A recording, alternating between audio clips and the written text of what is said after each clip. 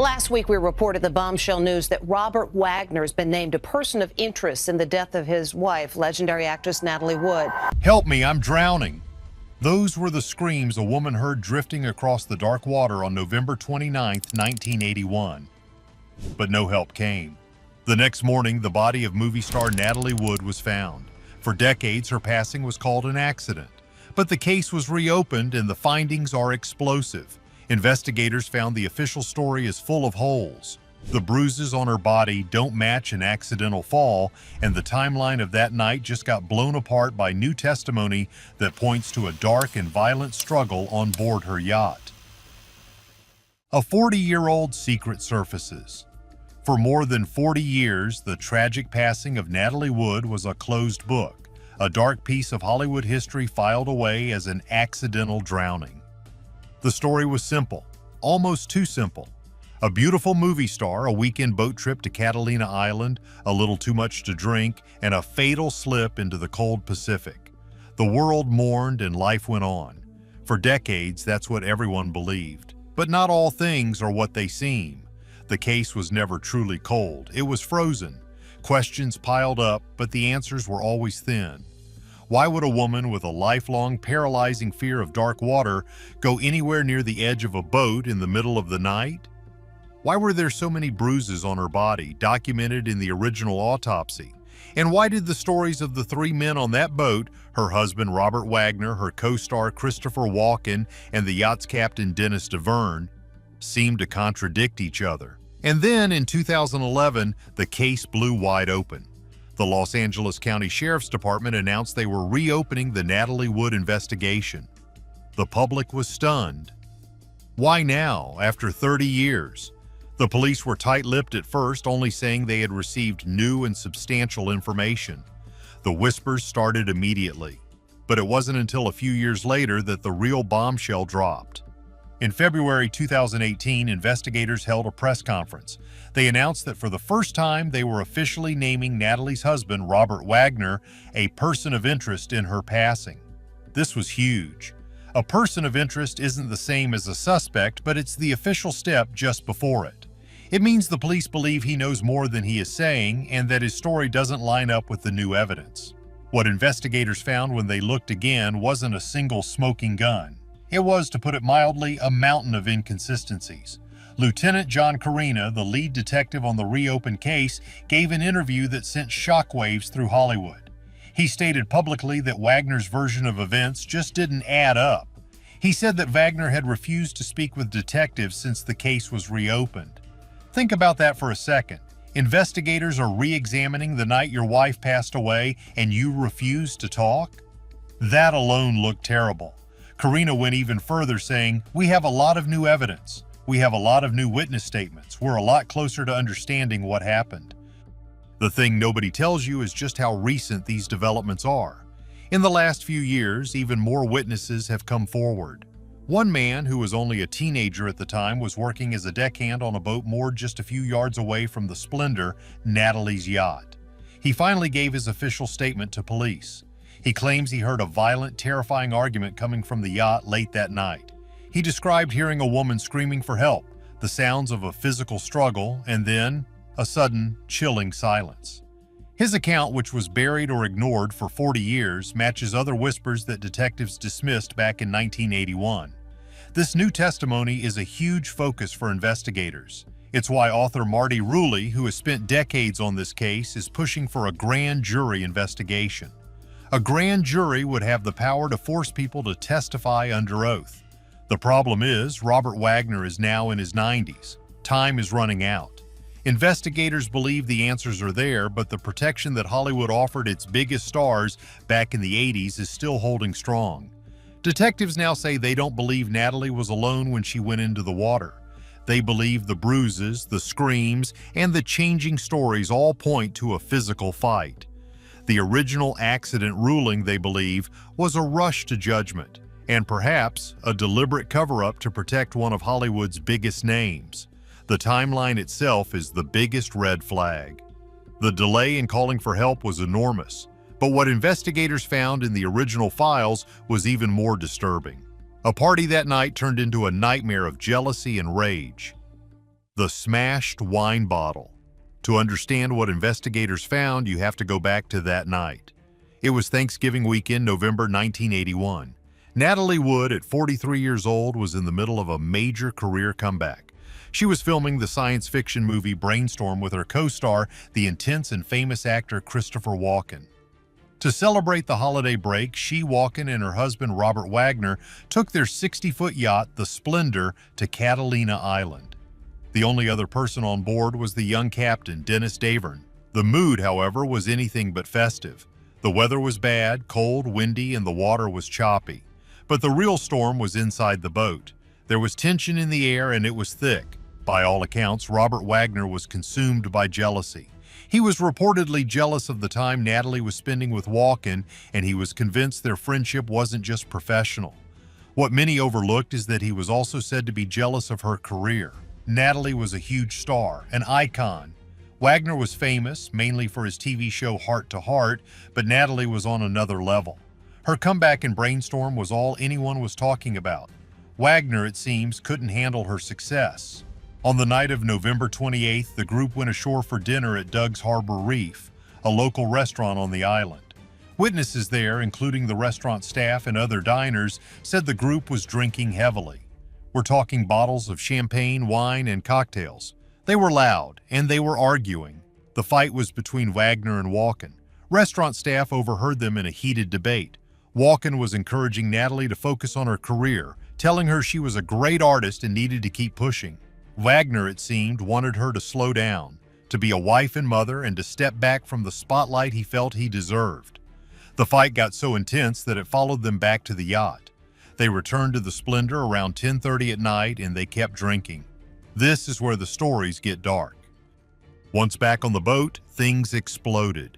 Dennis Davern, the captain, has changed his story over the years, but his most recent account, the one that triggered the new investigation, is terrifying. He says the argument continued in the main cabin. Wagner, in a jealous rage, grabbed a bottle of wine and smashed it on the table. He then allegedly turned to Christopher Walken and screamed, asking if he was trying to sleep with his wife. The scene was chaotic. Walken, apparently shocked by the violence, reportedly went to his cabin and shut the door. Natalie and Wagner went to their stateroom at the back of the boat. But the fight wasn't over. It only got worse. Davern, the captain, claims he heard a loud, violent argument continuing from their room. He heard things being thrown, shouting, and then silence. A few minutes later, he went to check on them. He found Robert Wagner on the deck alone. Wagner, according to Davern, seemed agitated, out of breath, and was breathing heavily. Wagner allegedly told Davern, "Natalie is missing." Now here's the part that has investigators baffled. What would you do if your spouse was missing from a boat in the middle of the dark, cold ocean? You'd call the Coast Guard, right? You'd turn on the searchlights. You'd blast the horn. You would do anything. But that's not what happened. And the official timeline of that night shows a gap. A long, terrifying gap where no one called for help. A woman was in the water, and for hours, nobody came. The longest night. This is the part of the story that turns a potential accident into a chilling mystery. This is the wow factor that has haunted this case for 40 years. It's not just that Natalie Wood ended up in the water, it's the silence that followed. According to Dennis Davern's new testimony, after Wagner told him Natalie was missing, Davern himself panicked. He wanted to start the search immediately. He wanted to turn on the yacht's powerful searchlight and sweep the water. He wanted to radio for help, but Davern claims Robert Wagner stopped him. He says Wagner told him to wait. Wagner allegedly said that maybe she'd gone off in the small rubber dinghy named the Valiant and would come back on her own. This is the same woman who was deathly afraid of the water and couldn't swim. Wagner, the man who knew her better than anyone, suggested she took a small boat by herself in the middle of the night in choppy water after drinking for hours. Davern claims Wagner told him, "Let's just wait. Let's not do anything yet." Davern, who was an employee of Wagner's, did what he was told. He says Wagner then poured them both drinks. They sat and they waited. For hours. It wasn't until 1:30 in the morning, hours after anyone had last seen her, that Wagner finally made a radio call. And even then, he didn't call the Coast Guard. He made a casual call to a shoreboat operator, simply asking if they had seen Natalie or the dinghy. It was another 2 full hours after that, at around 3:30 in the morning, that the Coast Guard was finally notified that a person was missing. She had been missing for at least 4 hours. In water that was only about 55 degrees, a person would lose consciousness in under an hour. Survival was impossible. That 4-hour delay wasn't just suspicious, it was a death sentence. But the thing nobody tells you, the detail that will make your skin crawl, is that Natalie wasn't silent. She was crying for help. On a nearby boat, a woman named Marilyn Wayne was spending the night with her boyfriend. Around midnight, she was woken up by terrifying sounds. It was a woman's voice drifting across the dark water. The voice was desperate and clear, screaming, "Help me! Someone please help me, I'm drowning." Marilyn Wayne woke her boyfriend and they both listened, horrified. They tried to locate the source of the cries. Then it got even weirder. They heard a man's voice from the direction of the Splendor reply. His voice was calm, almost casual and slurred. He called out, "Okay, honey, we'll get you." And then the screaming stopped. Marilyn Wayne was so disturbed by what she heard that she tried to report it to the police the very next day after she learned Natalie Wood had passed away. But to put it mildly, she was brushed off. Her testimony was ignored. For decades. This is the evidence at the heart of the new investigation. It suggests that at least one person on the Splendor knew Natalie was in the water, heard her cries for help, and did nothing. When her body was found, the story got even darker. Drowning and other undetermined factors. At 8 o'clock in the morning on Sunday, November 29th, Natalie Wood's body was found. A search helicopter spotted her. She was floating face down in the water about 1 mile away from the Splendor. The image was heartbreaking. She was wearing a red down jacket, a flannel nightgown, and wool socks. The yacht's rubber dinghy, the Valiant, was found beached on the rocks nearby. Immediately, the official story was created and fed to the press. The narrative was that the dinghy must have been banging against the side of the yacht, making too much noise. Natalie, trying to be helpful, must have woken up and gone to secure it. In the process, she slipped on the wet deck, perhaps hit her head, and fell into the water. In her panicked, disoriented state, she tried to climb into the dinghy, but the boat drifted away and she drowned. This story was full of holes, and it made no sense to anyone who actually knew her. First, there was her paralyzing fear of water. This wasn't just a quirk, it was a deep-seated terror. The wow factor here is that her fear was legendary in Hollywood. It stemmed from a dark prophecy. When Natalie was a child, her mother, Maria, took her to a psychic. The psychic told Maria that her daughter would be famous, but that she should beware of dark water because she was destined to die by drowning. This prophecy haunted Natalie for her entire life. Her friends said she wouldn't even wash her own hair in a bathtub. She was that afraid of water. She hated swimming. She hated boats, even the Splendor, which she only used to please her husband. The idea that this woman would ever go to the edge of that boat, alone at night in a nightgown, to mess with a dinghy in rough water, it was laughable. Second, the dinghy. The key was in the ignition and the gear was in neutral. The oars were in place. It was as if someone had tried to start it or had just finished using it. This didn't fit the slipping while tying a rope story. But the real evidence, the evidence that investigators are now focused on, is the autopsy. The original coroner was the famous Dr. Thomas Noguchi. His report confirmed she had a blood alcohol level of 0.14%, which is high. She also had painkillers and motion sickness pills in her system. This combination would have made her dizzy and disoriented, but that's not all. The autopsy documented dozens of fresh bruises on her body. She had bruises on her arms, her wrists, and her legs. Most telling of all, she had a significant abrasion, a scrape on her left cheek. Dr. Noguchi, who was under immense pressure to close the case, ruled it an accidental drowning. He suggested she got the bruises as she fell from the yacht and was thrashed against the boat by the waves. For 30 years, that explanation stood, but forensic experts who looked at the photos later said the bruises didn't look like that at all. The bruises on her wrists, they said, looked like defensive wounds, as if she was trying to block an attack. The bruises on her arms looked like she was being held or grabbed forcefully. And the scrape on her face? That was almost impossible to explain with a simple fall. The evidence was so strong that in 2012, the Los Angeles County Coroner's Office did something almost unheard of. They amended Natalie Wood's death certificate.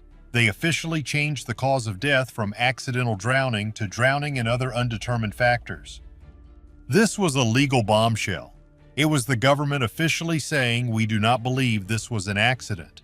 The new coroner wrote in his report that the bruises and the abrasion were non-trivial and that he believes she sustained the injuries before she entered the water. This one change opened the door for the entire investigation. It confirmed the suspicions. She was likely assaulted before she ever hit the water. The bruises suggested a fight, and that fight may have been about a secret that could have destroyed a career. The captain's lie detector. So if it wasn't an accident, what happened? The reopened investigation has focused on motive. Why would Robert Wagner, a beloved TV star, want to harm his wife? The answer, many believe, lies in a web of secrets, jealousy, and fear. The first motive is the one we've discussed: professional jealousy. Wagner couldn't stand that his wife's star was rising again while his was not. The fight that night was about her career, but there is a second, much more explosive motive. This is the secret that Natalie's sister, Lana Wood, and author Marty Rulli have claimed was the real reason for the fight. According to Lana, Natalie was planning to leave Wagner, and the reason was that she had allegedly caught him in an intimate moment with another man. Think about this. In 1981, a scandal like that would not just be embarrassing, it would be career-ending. Robert Wagner was Mr. Hart, the ultimate ladies' man on television. If Natalie threatened to go public with this, it would have destroyed his image and his career. This, investigators believe, could have been the trigger for the violent final fight on the deck. But the theories don't stop there. Many people are crazy about the wild theories in this case, and some of them aren't so wild. What about Christopher Walken? He was the third man in this triangle. Why has he been so silent for 40 years? He hired a lawyer immediately and has only ever said that he believes it was an accident. But he was on the boat. Did he see what happened? Was he intimidated into silence? One theory suggests the fight wasn't between Wagner and Natalie, but between Wagner and Walken. In this version, Natalie tried to intervene to break up the fight and was knocked overboard in the chaos. Walken and Wagner, in a panic, then agreed to the accident story to protect both of their careers. Then there's the wild theory about the captain, Dennis DeVerne. He is the new investigation's star witness. But here's the kicker. His story has changed dramatically over the years. For decades, he supported the accident story. It was only after he tried to sell a tell-all book that his new version, the one blaming Wagner, came out. What many overlooked is that DeVerne reportedly failed a polygraph test, a lie detector test, back in the 90s. So is he lying now for fame and money? Is it possible that DeVerne was somehow involved? Some theories suggest DeVerne and Wagner were the only two on deck, and that DeVerne is now blackmailing Wagner with this new story. Or in the wildest theory, perhaps DeVerne himself had an argument with Natalie and Wagner is covering for him. The truth is, the whole case is wrapped in the old Hollywood system of silence. This was a system Natalie knew all too well. Lana Wood also revealed in her book that when Natalie was just 16, her mother arranged a meeting for her with superstar Kirk Douglas. Lana claims Natalie returned hours later traumatized and said Douglas had assaulted her. This story shows the world Natalie lived in. It was a world where powerful men were protected, where studios, publicists, and even police worked to keep scandals quiet. Did this same system of silence kick in to protect Robert Wagner in 1981? The original investigation was, to put it mildly, a joke. Key witnesses like Marilyn Wayne, who heard the screams, were never formally interviewed. The police seemed to accept Wagner's story without question. The investigation was closed in just 2 weeks. Are we missing a key detail? Or is the answer painfully obvious?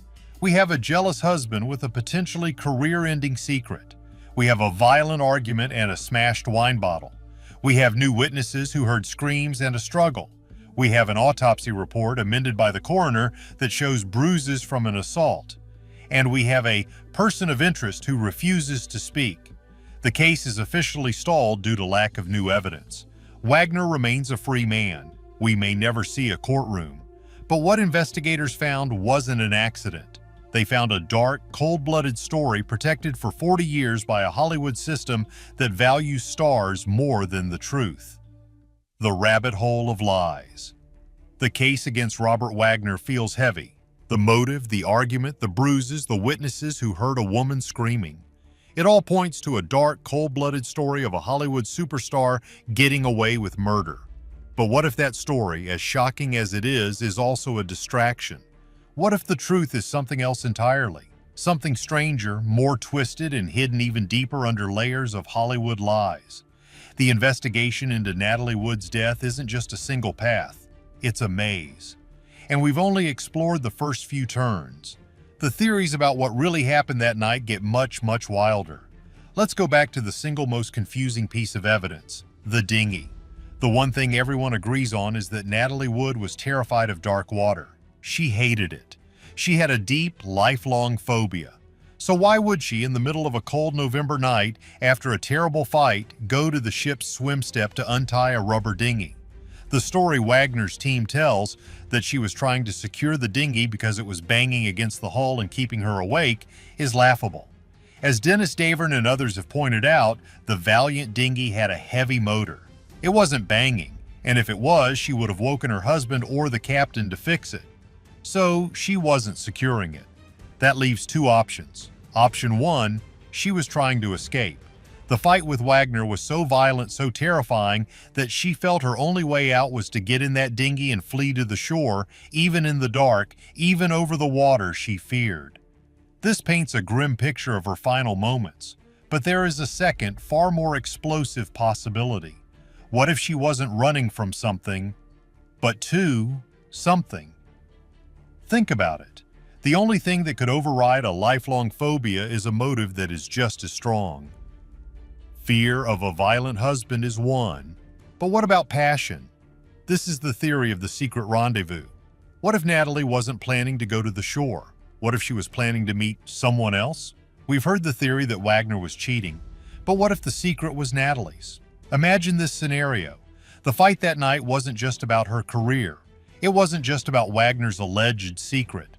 What if Natalie dropped a bomb of her own? What if she told Wagner she was leaving him for another man? This theory suggests that another boat was waiting for her in the dark waters of the cove.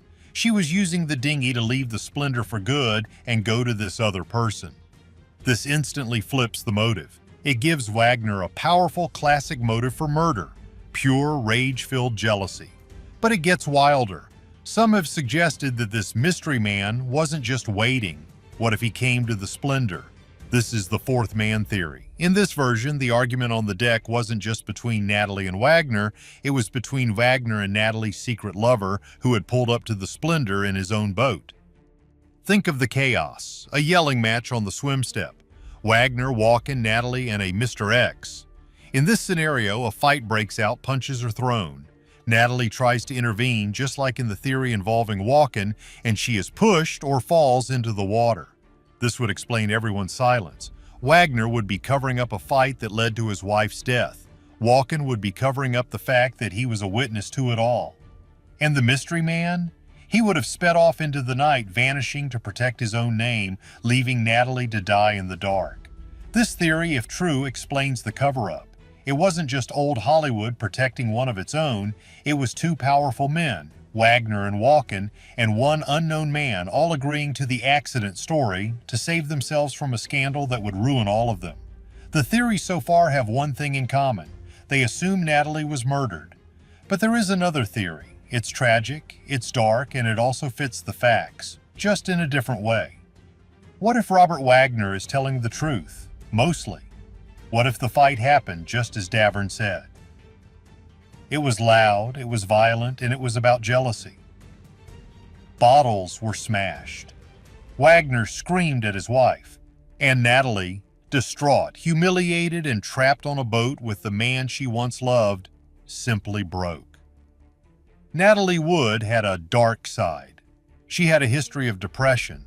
She had a previous well-documented self-harm attempt as a young woman. Her terror of the water was real, but perhaps her despair in that moment was stronger. In this theory, after the horrible fight, Natalie went to the deck not to escape, not to meet a lover, but to end her own life. She slipped into the water, but here's the twist. In this version, Wagner sees her. He races to the deck. He sees his wife in the water, drowning. He panics. Maybe he even tries to save her. He gets soaked, but he fails. She slips away into the cold. He returns to the cabin soaking wet in a state of total shock. He tells Christopher Walken what happened, and in that moment they have a choice. Do they tell the world the truth, that the superstar Natalie Wood, America's sweetheart, died by self-harm after a drunken, violent argument with her husband? In 1981, this would have been unthinkable. The scandal would have been massive. The lethal self-harm label would have destroyed her legacy, her memory, and her family. It would have also destroyed Wagner's career. He would be known forever as the man who drove his wife to eliminate herself. So they make a pact. They lie. They invent the story that she must have slipped while trying to fix the dinghy. It's a tragic accident. This story protects Natalie's memory. It protects her daughters. And it protects Robert Wagner. This theory explains everything. It explains Wagner's panic. It explains the changing stories. It explains why he would lie and why Walken would stay silent for 40 years, bound by a pact made in panic. It even explains the bruises. Perhaps they weren't from an assault, but from Wagner's desperate, failed attempt to pull her back onto the boat from the water. In this version, Wagner isn't guilty of murder. He's guilty of a cover-up. A cover-up designed not to hide a crime, but to hide a tragedy. Don't forget to like and subscribe. After all these years, do you think the truth will ever come out? Or will Hollywood's oldest secret stay buried in the dark water?